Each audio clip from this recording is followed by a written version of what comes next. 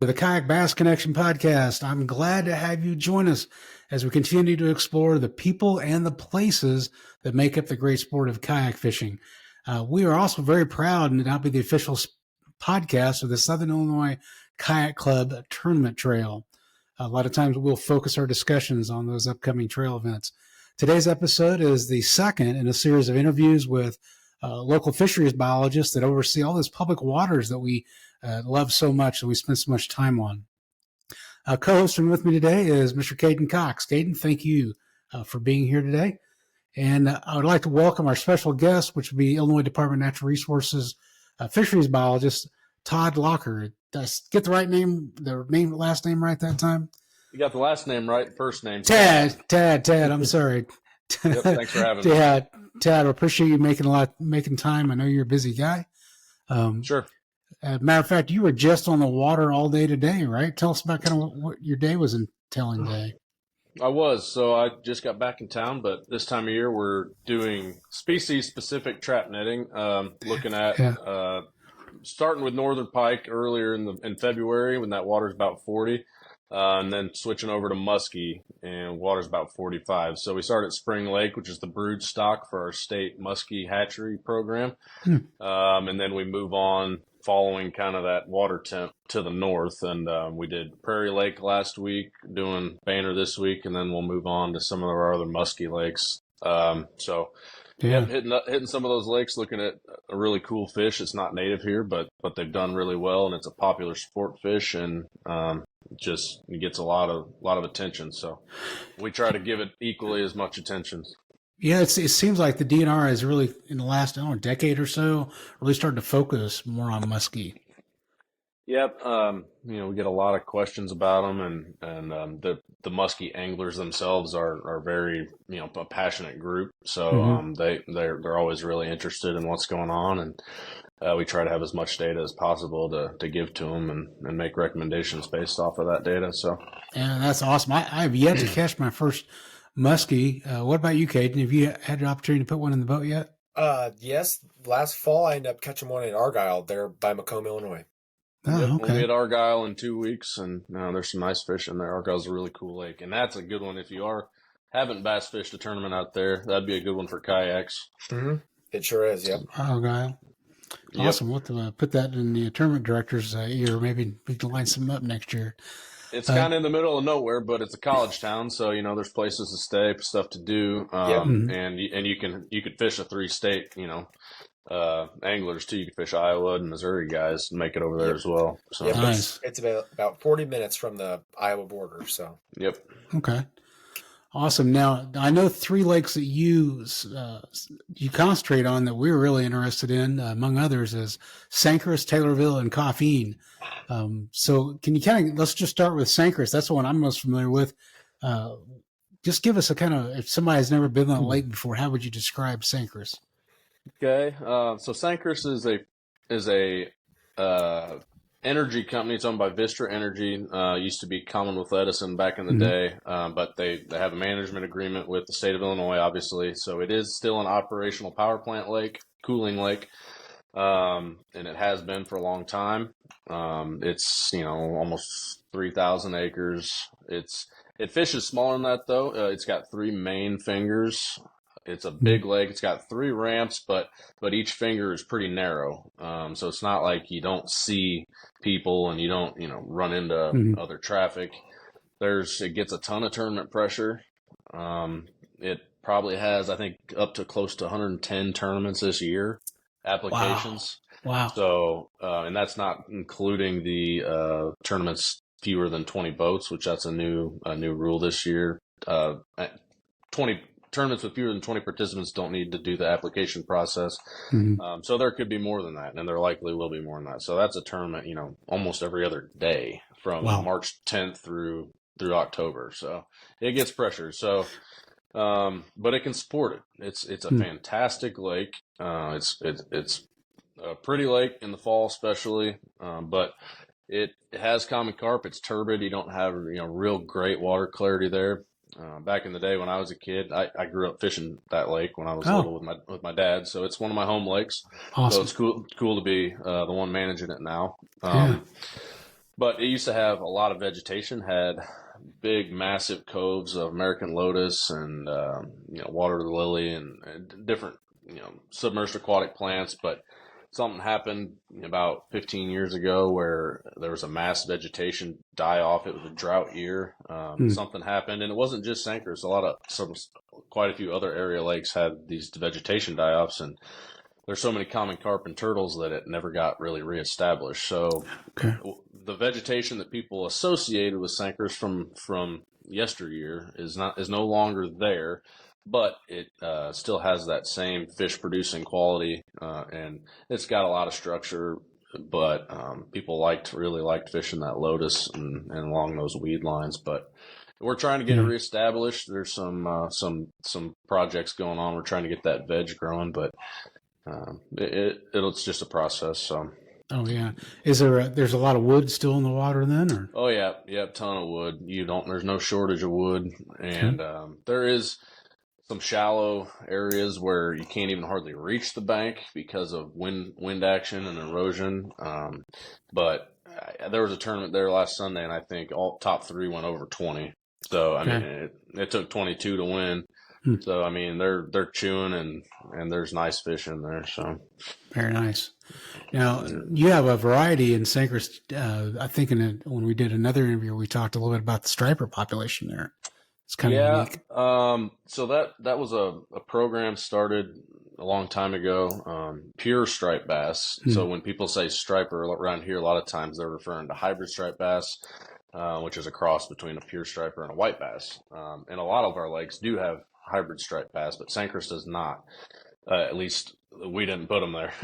So it does have pure stripers, but we cannot produce them in Illinois. So they are sourced from a hatchery down in Arkansas, and there's been issues with production down there the past 5 years. So I don't think they've been stocked since 2017, maybe. Okay. But it is an annual request, and it's still part of the program. We just haven't been able to get them. So gotcha. They are still in there. I had a guy last year catch one. He wanted me to come weigh it. It was a 28.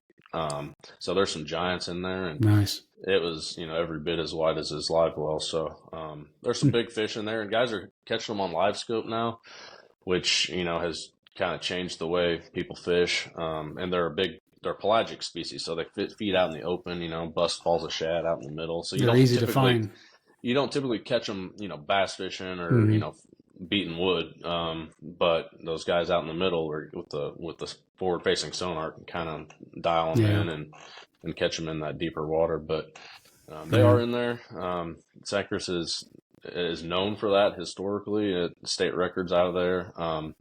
State record flatheads out of there, and a lot of good bass. The crappie are kind of going through a little bit of a change right now. Okay. So that it is a cooling lake, but they don't run it very much anymore. A lot of our power plants hardly run at all.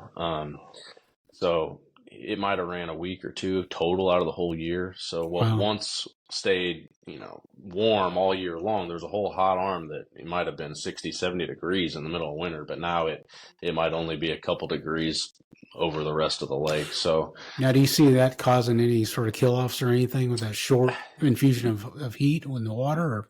No, not in that aspect, but so there's 2 species of shad historically that were in there, the threadfin shad and gizzard shad. And threadfin are notoriously intolerant to cooler temperatures, so that we haven't seen threadfin in several years. So that was threadfin don't get as big as gizzard shad. They only get to an inch or two long. So that was an important food source for young bass and the crappie. So we're missing kind of those big balls of threadfin that the crappie really thrived on. So now we're getting kind of a hang up a crappie in that 6 to 8 inch range. There's still some big crappie to be caught, but the overall average is not quite meeting the current regulation. So that's going to be changed next spring. But everything else right now looks great. Bluegill have always been kind of hung up in that lake. But nobody really goes there specifically to bluegill fish. But the bass look great, flatheads look great, stripers are still in there. As far as forage goes, just anything that's really out there. a lot of they're opportunistic, so they'll feed what's most readily available, and in a lot of our power plant lakes, especially, that's shad. There's balls of shad, and they're a high calorie fish, so they get a lot of return for a minimal amount of effort. Okay. So a lot of them are shad. Historically, if it was a bluegill lake, they would typically go after bluegill first, but there's just such a high density of shad that's the primary source. Not saying they won't eat a frog or they won't eat a crawdad, and they won't eat worms, because they do. But I would say if you took diets from the majority of the fish, there would be a lot of shad in it. A lot of shad. Yep, but if they swim by a crawfish, they're not gonna just let it go. They're gonna eat. So yeah. Do you know any or see any problems coming downstream with Sangchris? Anything on? You noticed you said something about the crappie. You're going to be changing that regulation. Is that it? Yep, but everything else, I don't foresee any issues, and I don't foresee the crappie getting worse. So the lake I've had people voice concerns about the power plant shutting down, because they are supposed to go offline before too long. All coal-powered facilities in Illinois. So that was Coffeen. We can get that in a little bit. Sangchris, Springfield, Powerton, Newton. I mean, there's a bunch. The only one that really isn't going is probably like Clinton, the nuclear facilities. So, but pretty much all the coal lakes are going to be we call them ambient. So they're just going to be regular old lakes, and there's plenty of regular old lakes in Illinois that do well. So I don't see why any of the other ones won't, either. They might have a bit of an adjustment, just like Sangchris is going through, and Coffeen is going through almost not identical, but a very similar thing with the crappie and the bass. So, but I don't see any real issues. Just like anything, it might need some regulation changes and harvest, pressure. So. Oh yeah, absolutely. What about? Are you guys installing any structure, fish structure in Sangchris or any lakes that we're talking about? Sangchris we have, and there's a map that shows some of it, but that's primarily crappie stuff. But there's so much wood in that lake that. So the structure that is in there is in that hot arm. So they close the east and the west arm in the winter for duck season. So that middle arm stays open, and we put some structure in there because guys would fish there into duck season in the past. So that water isn't really staying open now that it's not a hard arm anymore. So, we'll see. But there are some smaller scale projects going on. I've got a bunch of stuff actually sitting out there at the site office right now that needs to go in, but nothing massive other than the vegetation reintroduction is probably the bigger project, but not in the other ones right now currently. So what kind of vegetations are you trying to get going again? The same ones that were present earlier? Or? Well, so all that stuff is still in the seed bank. So, I mean, it's still down in the sediment. What happens is the common carp, the way they feed is they root around in the sediment and keep all that stuff stirred up and keep any vegetation from getting established. And the other problem is turtles. Turtles will just eat the crap out of some of that stuff. But the cages that the vegetation is in, it grows great. So if you can keep the predators out, the vegetation grows. But it's kind of like every year we're trying to make it a little bit bigger and a little bit bigger, to the point where it's kind of like a food plot for deer. Once you make it big enough, eventually they can't wipe it out. So we're hoping that eventually we can get it big enough to it takes off on its own. So Spatterdock seems to be doing the best, and then a lot of the submerged stuff, American pondweed. But the lotus, there is some lotus, but it seems like Spatterdock's been the most successful so far. Okay. You started to talk about Taylorville, and I kind of interrupted you a little bit. That's one that's new to us. What can you tell us about that lake? It's interesting on the map. Yeah, so I didn't mean to go to that one before you were ready for it. I was just going to say that I haven't done any habitat work in there because it's a pleasure boater lake a lot of times. So, you can't. It's a shallow lake, primarily. It is a shad lake. It's stirred up a lot, common carp, just like Sangchris. No vegetation in Taylorville. So Taylorville, honestly, it's kind of an interesting choice for a kayak tournament, because it does get windy. If it's, if you get a pretty stiff wind, it might not be super enjoyable. But there are some big bass in there, but they're few. It has had trouble with recruitment in the past. Okay. So the catch rates in the fall survey are typically much lower than I would like them to be. But seems like I always get a 7 or 6.5s and a lot of 6 3/4. Like you get some big ones, but that might be your only fish of the day. So I would expect that tournament comes down to a couple people that catch their ringers, and everybody else might have a pretty crummy tournament. But it's that's all right.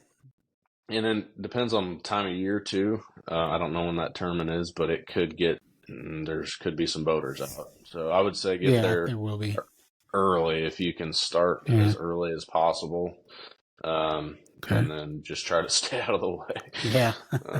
There's not like a ton of coves to get into from the boat ramp. So the boat ramp is on the far end where the dam end, which is the biggest, deepest part of the water. And so most of the shallower coves and stuff are toward the other end of the lake. And, the guys with good motors and good batteries could probably make it up there, but the average guy probably isn't going to want to pedal up there. So it'll be, it'll be interesting. I'll be curious to see how you guys do with that one. But like I said, there are big fish in there. First 7-pound bass I ever saw came out of Taylorville. I went there in high school on a job shadow with the former biologist Dan Stevenson, and that was the first 7-pounder I ever saw was on that survey in high school. So hey, that job shadow turned out pretty well. So that's another one that I have history with, and now I manage. So that's incredible. That was I had the stats brought up on that one, and we did catch a 6 3/4 and a 6.5 last year, but we were only getting 25 to 30 fish an hour. So typically we like to see at least 60 fish an hour. Okay. So about half the catch rate, but you got some quality fish in there. Well, one thing about those tournaments is that if you go to that lake where it's tough and you're not catching, you don't have your 5, you still might do pretty good if you've got 3 or 4 decent fish. If you've got a couple 20-inchers, you could still put some numbers together, but I have a feeling guys will struggle with that one. Okay. So you said it's pretty flat all the way around. There's no wood structure. There's some. There's some, but there's some like camping lots and some docks. There's actually quite a bit of rock on that one. I was just going to say, is it rock banks on the dam? Is there some docks? Yeah, there's quite a bit of riprap. You might be a finesse type tournament. You might have to do some finessing. I doubt you're going to be ripping frogs across that one. But if you find some aggressive fish in the wood, you might get some aggressive strikes, but I think a lot of them are going to be finesse caught fish. Could it be one offshore on ledges or anything like that? You said the deepest parts by where we launch with there's some now. Yeah, there's some shore access. There's some good areas down toward the dam, especially crappie spots. We always get crappie down there, but yeah, it's gonna be tricky. There's a lot of spots that don't hold fish at all. Like there's these big shallow flats where there's docks and stuff that seem like they don't ever hold fish. But then you get to certain spots where like all the fish are. So it's gonna be kind of once somebody finds a spot, they're probably gonna be the ones that take it home, and everybody else might fish all day without might be measuring 1 or 2 fish. So yeah, okay, yeah. So it's definitely something you might want to practice the day before, to be honest.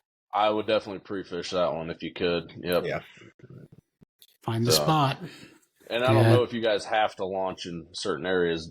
Well, there's really only the one launch. I was going to say there's spots that you could definitely put a kayak in, but that they're not actual boat launches. So I don't know how Josh is going to do that, because KBL, you can launch anywhere and port anywhere, but Josh has always made us do the same ramp. I think. Yeah, I mean that's probably, and it's a nice ramp, and it's got a protected like marina, so but it'll be busy. I mean, I would definitely get out there early and try to be the first ones there.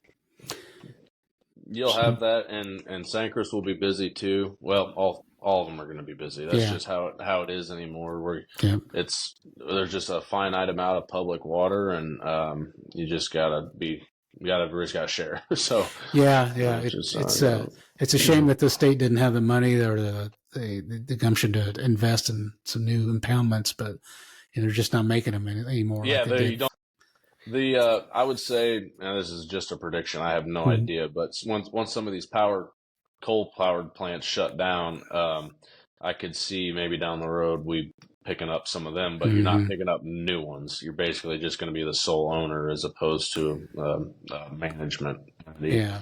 So, but there's not making any new water. So it's just kind of where we are in Illinois, and I feel like we do a pretty good job with what we have, and we have some really fantastic lakes. So you do. All right. What about Coffeen? Coffeen's an interesting place. Yep, Coffeen, another power plant lake, been offline. I think winter of 2019. It's similar to Sangchris. It's smaller. It's I want to say probably 1,100 to 1,200 acres. It's long and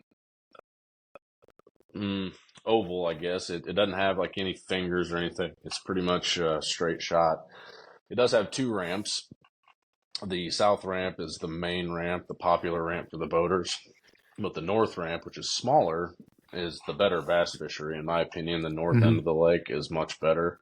The south end of the lake is really deep and steep-sided.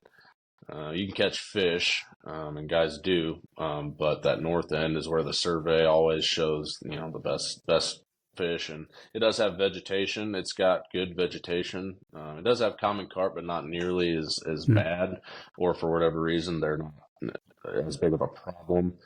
It's got lotus. It's got several different submerged species. A lot of wood. Good mixture then, yeah. Yep, it's got a lot of stuff, but it can be tough to fish, especially that deep end. I mean, the deep end is almost like a different lake. You get down there and you might have 6 to 8 foot of visibility, and spooky fish and fish that aren't, at the surface. I mean, guys might be running, I don't know, don't hardly even bass fish, but you might be drop shotting down there, and at the north end, you might be ripping frogs. So, it's definitely a different lake depending on which way you go. Nice. But it'll take 20 pounds to win there a lot of times. So it gets a ton of pressure too. A lot of pressure. I think Greenville calls that their home lake, the college program down there, and a lot of the local high schools fish there. There's just a lot of youth tournaments, a lot of tournaments in general. But that one it'll fish smaller too. I mean, if you get 50 boats out there, the guys are going to be not in each other's lap, but you're going to have to paddle close to get to some spots. But it does have a couple coves that go back into. They're not big long coves, but they're 200, 300, 400 yards off to either side. But the majority of the lake is pretty straight and narrow. All right. Good bass though. I would say the overall average is not as big as Sangchris. Sangchris and Coffeen are pretty similar though. I mean, that'll be a really good tournament. You'll have some really nice weigh-ins on that one, or measurements. And I would say there's a lot of fish in that, 2 to 4 pound range, and you'll get quite a few 5s and stuff like that, but you don't see a lot of the 6.5, 7s. But the overall average is really good in that lake. So, I mean, I expect a really nice tournament there. It is a shad lake, but it's different than Sangchris. It's more clear. It did have threadfin in the past too, but they haven't shown up. So that's a similarity to Sangchris. And the crappie are experiencing a very similar predicament. They're stacking up in that size class. And that regulation hasn't been proposed yet, but it will be. Especially after this year's survey, I expect to see that they're hung up. So, Sangchris and Coffeen very similar, and you'll have good tournaments at both of those. So fantastic.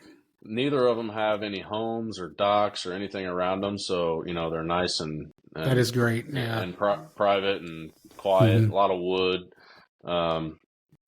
Coffeen still has a 25 horse limit, but Sangchris does not. Sangchris lifted the motor restriction, but it's supposed to be idle speed only.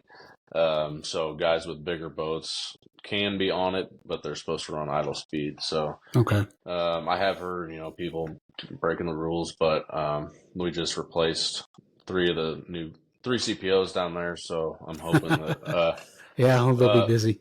More of a presence will discourage some people from flying across the lake, but Coffeen's 25 horse, so you shouldn't have any big motors. But sometimes those 25 horse boats can push a wake just as worse than a so. 150 horse motor. Yeah. Yep. When they're plowing water. So you mentioned that the CPOs have upped their numbers. I know they've been hiring here a lot lately. Do you have a lot of interaction with the conservation police officers yourself? Yeah, and very little negative type stuff. They kind of do their own thing, and they'll reach out if they have a question that they don't quite know the answer to. But we help them with training with the recruits. We get them out and they experience all the gear types and illegal gear types. We try to stump them with some stuff, and then we do a bunch of fish ID with them and everything. But I work pretty closely with a lot of them, and I'm on a texting basis with most of them. They're pretty good friends. So awesome. Yep. And there are a lot of them are younger, new guys ready to get their careers started and hopefully stay there for a while. Sure. So, yep. That's great. Now, we're kind of unique to coming from the kayak side. Have I don't know, as a biologist, have you seen much of this, but have you seen an increase in people using the smaller craft? And is that yeah, including myself. I'm primarily a kayak fisherman too. I'm not fancy like you guys, but I fish out of my kayak. And I mostly bluegill fish. I like to fly fish. Nice. And catfish. But some of our lakes have specifically put in, kayak launches and kayak areas because it has been pretty popular, especially around the Springfield area. Shields is right there, and they sell a ton of boats. And we have some smaller lakes nearby that people like, and Lake Springfield's another one that it has a big long area of the lake which is idle or no wake and real shallow, so a lot of the boats can't get back there, and they're not necessarily back there to fish all the time, but there's just a lot of boaters that float, just like to float. Yep. So, and it's not. I don't know. I'm trying to think how many different tournaments. There might be 3 or 4 kayak tournaments. 3 or 4 different groups. You guys and KBL, and I think there's maybe 1 or 2 more. A lot of them are pretty small. They might only be like 10 boaters or something like that. But there are some smaller local clubs, and it's guys that they just want to fish, and a lot of them are real. They're not even. Some of them might not even be for money. I don't know. They just like to get out and fish with other people that have little boats. So and we're doing a little of that ourselves. Since now, as you discussed, there's a new rule that you don't really have to have a permit with under 20 boats. We're having these little mini tournaments where there really is not any money at stake or anything like that. Guys just say, hey, if we can get 5 or 6 guys together to fish on Friday at a lake, let's just do it. Yep, and I wish more of the other boats would go to that style of fishing, fish donkey or MLF or whatever you call it, the CPR type tournaments. And those have, there are a couple guys going to those, but the vast majority still like the glory of the weigh-in. And it is what it is. I understand. But Sure. Yeah. Eventually, the resource is going to demand us to rethink the way we do it. It's hard on the fish, especially in the summer. A tournament every other day in the summer, something probably eventually is going to give. But I've said that before, and the lakes just keep hammering away. And producing. Yep. At the end of the day, the fish they're weighing in, they could take home legally too, if they wanted to eat them. So the reg's there for a reason, and so far they they maintain themselves pretty well without any supplemental stocking. Taylorville is one that gets bass though. It's on an annual request for I think 5 to the acre.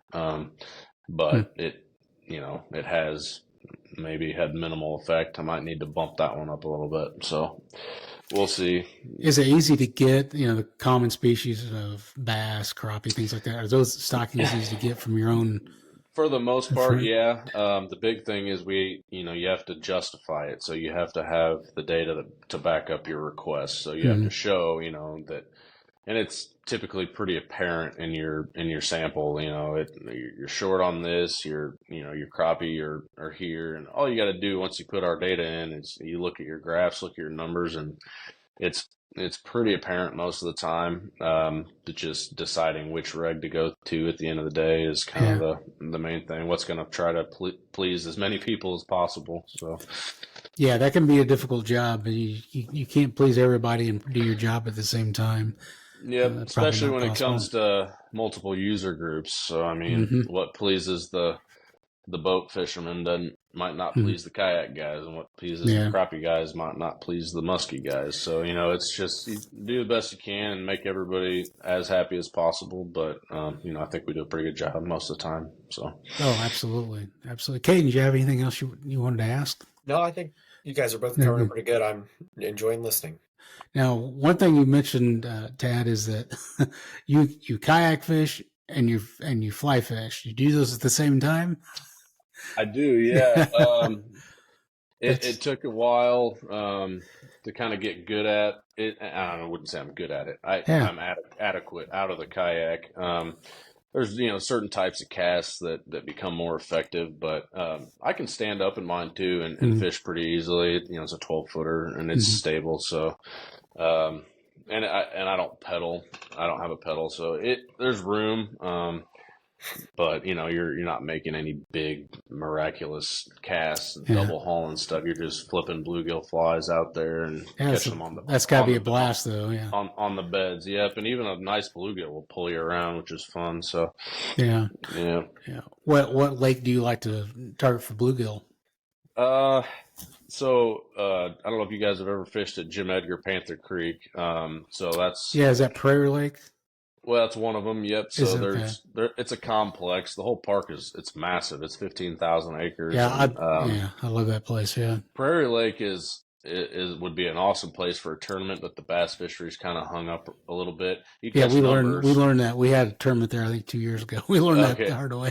Yep. So it is a tough lake to fish just in general, but that's another one that has big fish kickers, but the average is small. Yeah. But that's almost by design. So that lake was originally intended to be a panfish lake, a trophy panfish lake, and it kind of went through some different ebbs and flows, and it went through its peak of really fantastic bass fishing for about 15 years. And then it got pounded with tournament pressure and nobody's keeping fish, and eventually the bass they become overpopulated. But now the bluegill, I mean, the average bluegill is probably 8 inches, and there's just 13, 14, 15-inch crappie, 48-inch muskie, nice catfish. It's just really good for everything but bass right now. So that's kept a lot of the bass pressure off. But now the crappie guys and the muskie guys are there with their live scope, and they're having a blast. So just going through a cycle, and that's where I go. I love to fish there, and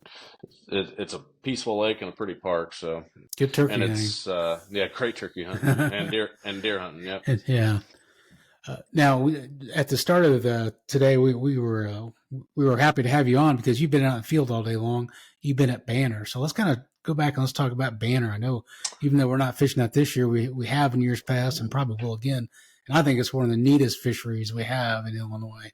Yep. So Banner's a really unique place. Obviously, if you've been there, but it's unlike anything we really have. You can't even really compare it to anything else.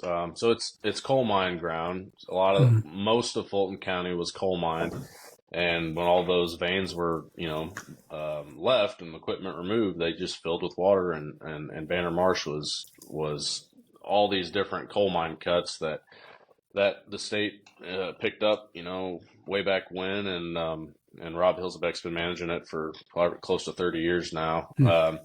So it's done really well. There's three main lakes out there, Banner or Wheel, Shovel, and Johnson. Johnson being the main one.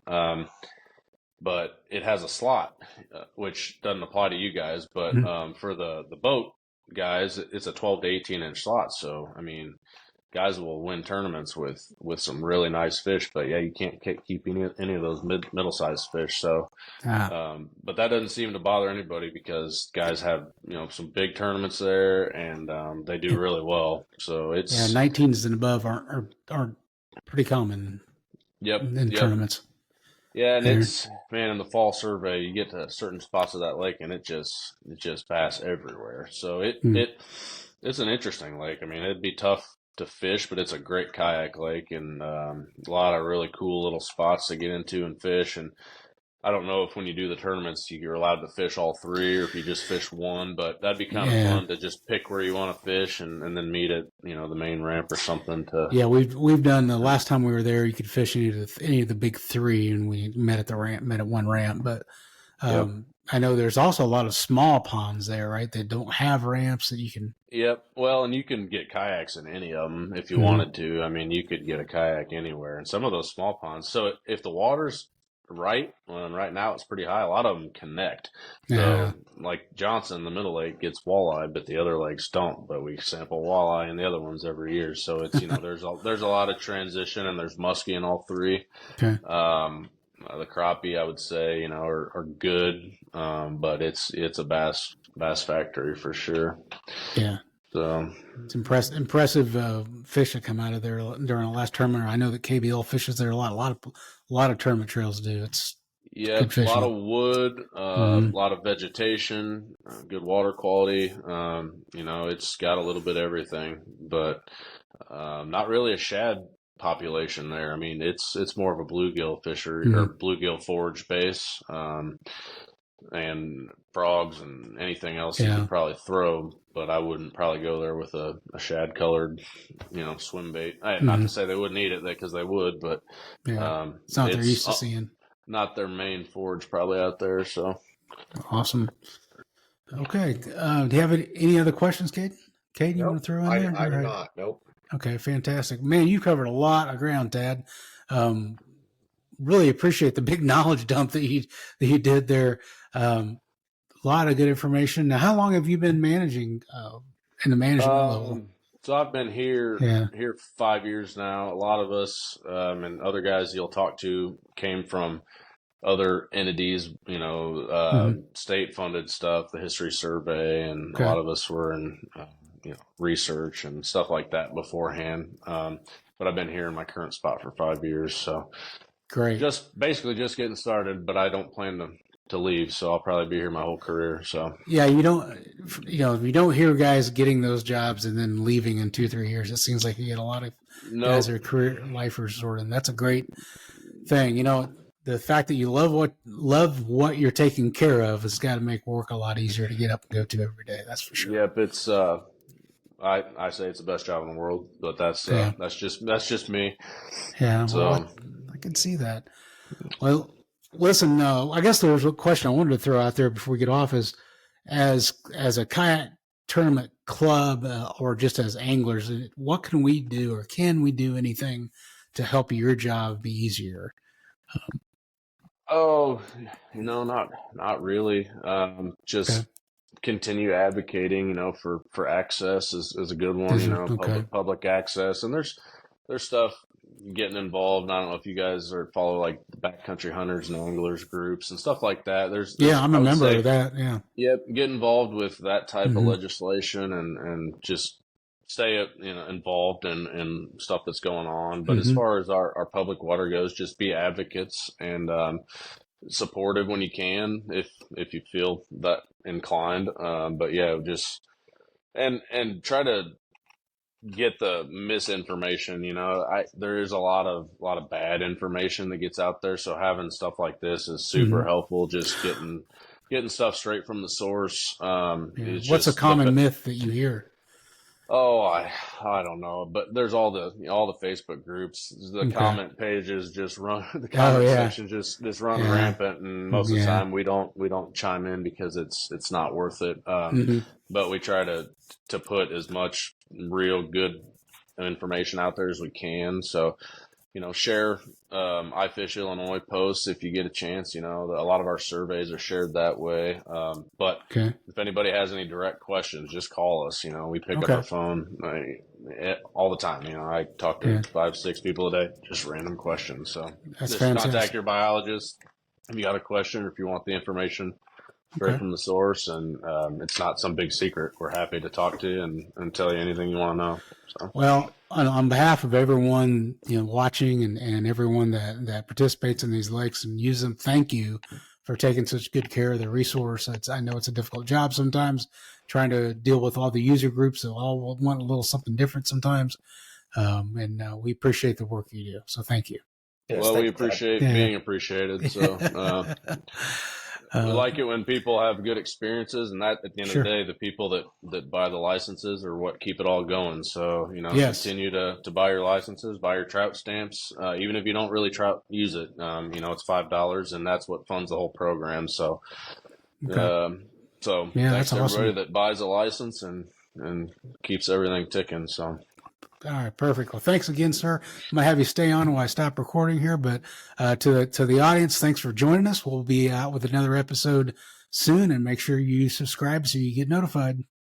Thanks, guys. See you.